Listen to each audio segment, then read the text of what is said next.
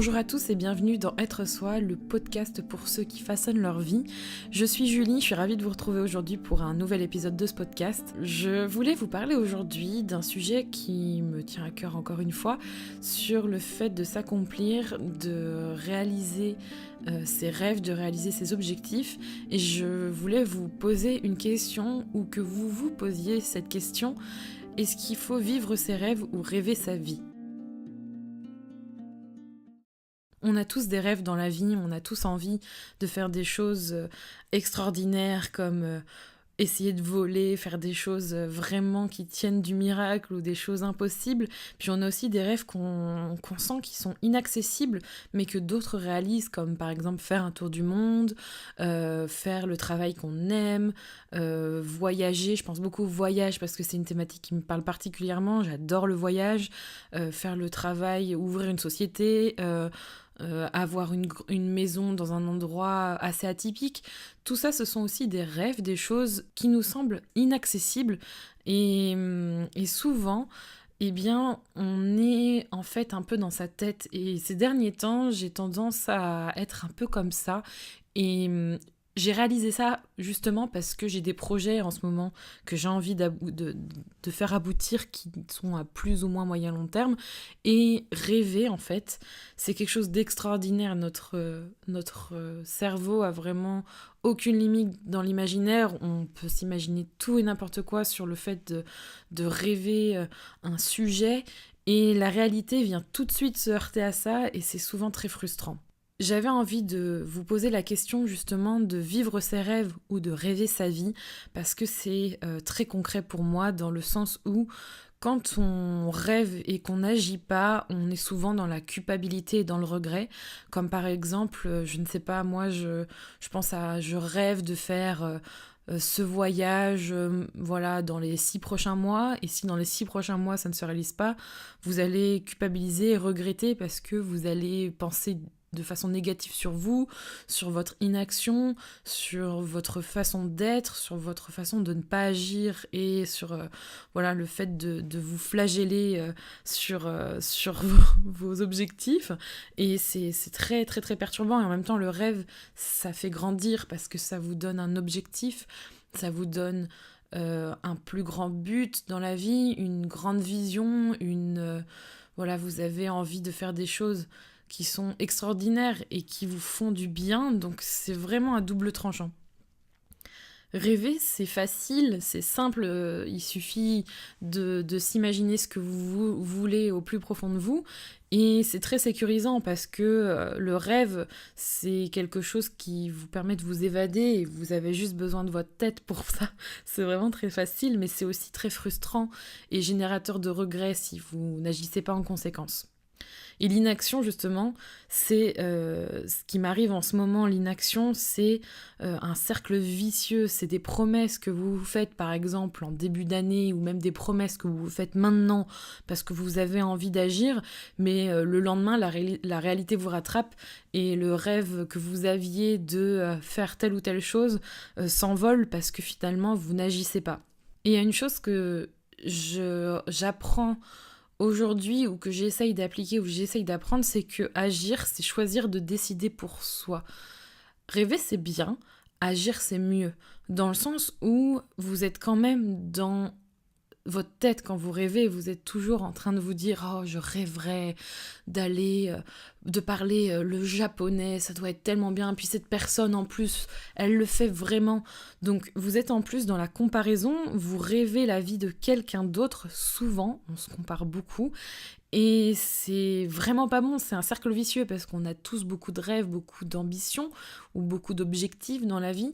Et quand on n'agit pas et qu'on ne fait pas, qu'on ne corrèle pas ses actions avec ses pensées, c'est vraiment vraiment source de frustration et de regret et de colère parfois, de sentiments très négatifs. Et agir, c'est choisir de décider pour soi. Donc vraiment, l'action pour moi, c'est très important parce que je suis quelqu'un qui pense beaucoup, beaucoup, beaucoup, mais qui n'agit pas assez en corrélation avec ce que je souhaiterais. Et mes rêves se retrouvent être juste des rêves, des choses éphémères et qui ne seront que dans ma tête, et j'ai très envie justement de les rendre réels, ou du moins de faire en sorte qu'ils le soient. Agir, c'est comprendre qu'on n'est pas forcément dans la sécurité, on est justement dans l'insécurité. C'est quelque chose de difficile à réaliser, on n'est pas très certain du résultat, on n'est pas sûr non plus que ce soit sain pour nos finances, pour notre situation actuelle, pour être très concret. Mais c'est, on le sait, source de bonheur intense et de joie, parce que c'est une véritable réalisation que de réaliser ses rêves. C'est très très très gratifiant. C'est aussi très changeant, mais c'est aussi une aventure, et c'est votre propre décision et c'est votre propre chemin. Quand vous agissez pour vos rêves et pour vos propres objectifs, c'est très gratifiant. Souvent, le chemin est difficile, on ne sait pas trop à quoi s'attendre. Il y a aussi des choses qui nous font faire des détours, mais c'est souvent beaucoup plus joyeux et beaucoup plus gratifiant à la fin que de rester dans sa tête à vivre des choses en fait qu'on ne vivra pas vraiment, mais de les vivre dans sa tête plutôt que de les vivre vraiment. En ce moment, je suis en train de lire un livre qui s'appelle Les secrets d'un esprit millionnaire de T. Harv Eker. Alors, c'est un livre que je suis actuellement en train de lire. Je ne peux pas vous faire exactement un retour là-dessus. Je vous partage d'ailleurs des moments de lecture sur Instagram dans mes stories. Si ça vous intéresse, n'hésitez pas à me suivre. Alors, je ne suis pas forcément en accord avec tout, et ça, c'est un point que je pourrais vous donner dans un autre podcast, mais quand je lis quelque chose, je suis assez critique et je prends que ce qui m'intéresse. Je pourrais vous développer pourquoi ultérieurement, mais dans ce livre, il y a quelque chose de très très très simple et basique à comprendre sur justement l'inaction, l'action, agir ou pas. C'est que il y a un système qui permet de comprendre pourquoi on arrive à l'action. Il le définit comme un chemin qui commence par la programmation. Donc la programmation, c'est comment on a été conditionné par notre histoire, par les valeurs qui nous ont été transmises, par tout ce qui nous est arrivé. Vient ensuite une pensée qui débouche sur un sentiment. Ce sentiment débouche sur une action, et cette action, justement, va déboucher vers un résultat. Pour vous illustrer ça, souvent, il y a des personnes qui prennent l'exemple d'un arbre avec pour racines les pensées puis les émotions, et pour tout ce qui est apparent, le tronc, les feuilles, les fruits, tout ce qui est au-dessus, l'action et le résultat. Donc plus il y a de fruits, plus il y a de résultats. Évidemment, si on entretient des pensées négatives, ça va déterminer plein de résultats négatifs ou pas de résultats du tout. Et c'est là où je veux en venir au niveau de vivre ses rêves ou rêver sa vie. Par exemple, moi en ce moment, je suis sur beaucoup de projets, j'ai vraiment d'ambition. J'ai par exemple aussi envie de vous publier du contenu régulièrement, sauf que j'ai certaines croyances limitantes, voire des pensées négatives qui m'empêchent de passer à l'action. Je vais préférer gamberger longtemps à réfléchir à ce que je dois faire plutôt qu'à agir et tester les choses. Et ça, c'est vraiment très limitant et très handicapant. Vous donnez un handicap à vous-même, et je décide pour moi en fait de ne pas agir. Ce qui fait qu'après, je vais être dans un cercle vicieux de culpabilité et de regret, et on est vraiment sur le schéma où je vais préférer imaginer ce que je suis en train de faire et les résultats que ça pourrait donner plutôt que de les vivre véritablement. Donc il est super important en fait de travailler sur ce schéma et de, comme dans le secret d'un esprit millionnaire, retravailler votre programmation et votre schéma de pensée pour en faire découler des sentiments de gratitude et de motivation qui découleront ensuite sur des actions et un résultat qui vous fera du bien selon vos buts et vos objectifs. Moi en ce moment je suis rendue à un stade où justement j'ai pas envie de rêver ma vie, j'ai vraiment envie d'agir pour mes objectifs. Et ce qui est important aussi pour comprendre quelles solutions mettre en place, c'est qu'est-ce qui guide vos rêves et qu'est-ce qui guide votre ambition.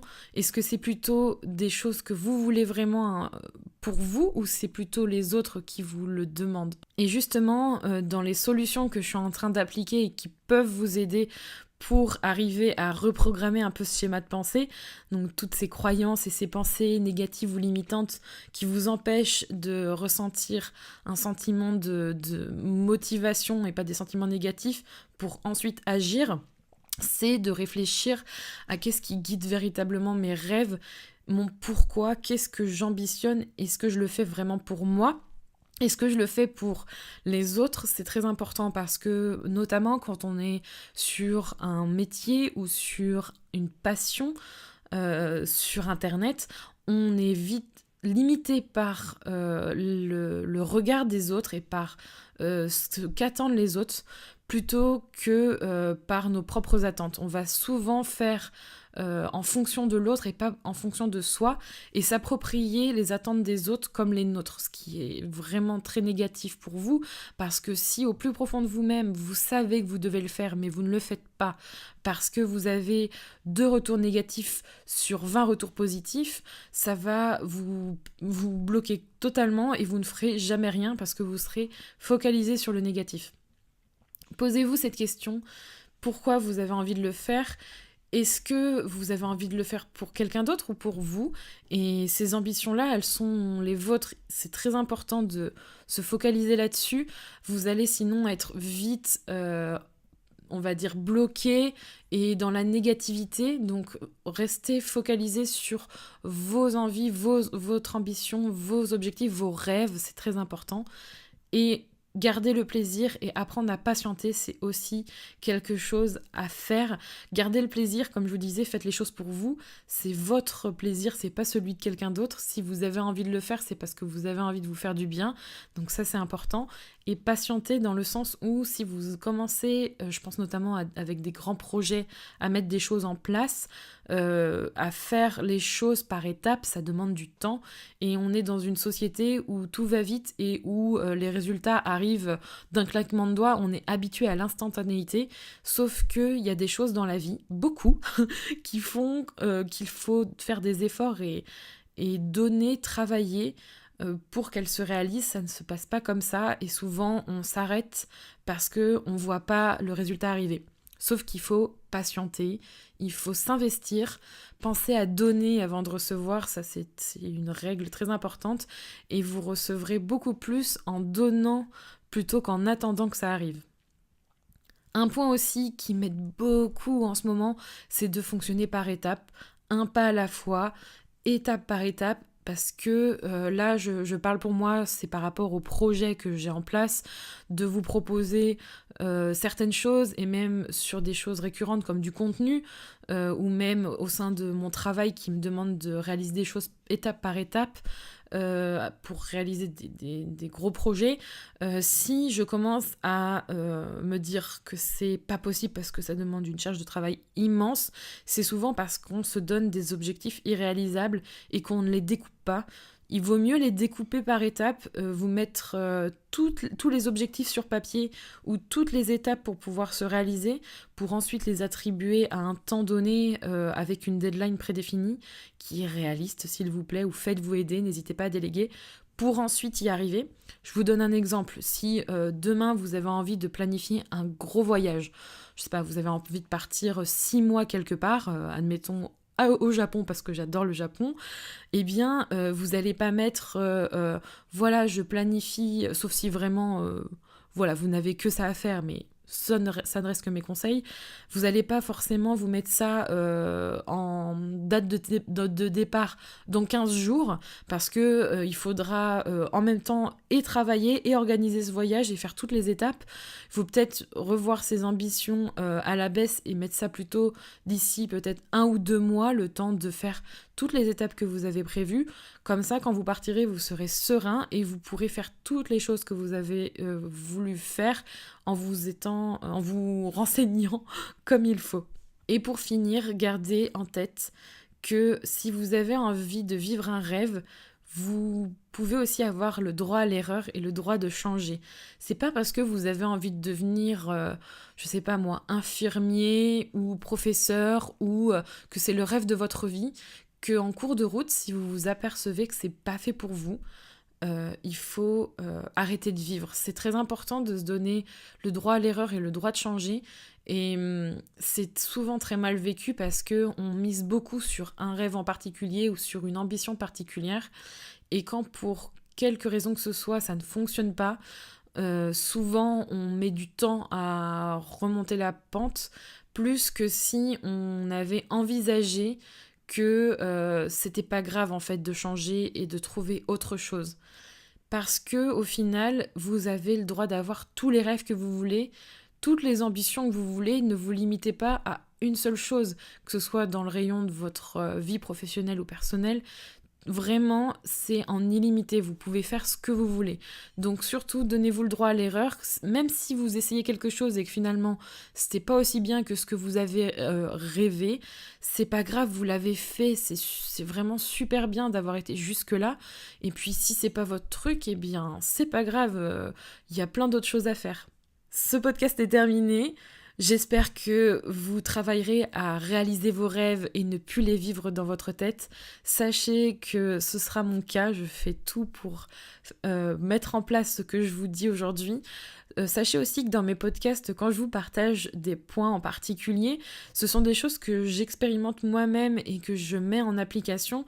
C'est très important pour moi de mettre ça en application sur un rayon personnel ou professionnel, en tout cas pour ma personne ou même avec d'autres de mes proches, pour comprendre en fait on va dire la mécanique et le bénéfice que je peux en tirer, parce que c'est primordial pour moi, et le partager avec vous, c'est d'autant plus gratifiant pour moi.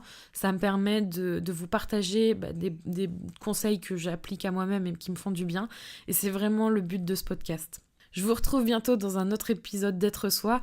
En attendant, prenez soin de vous.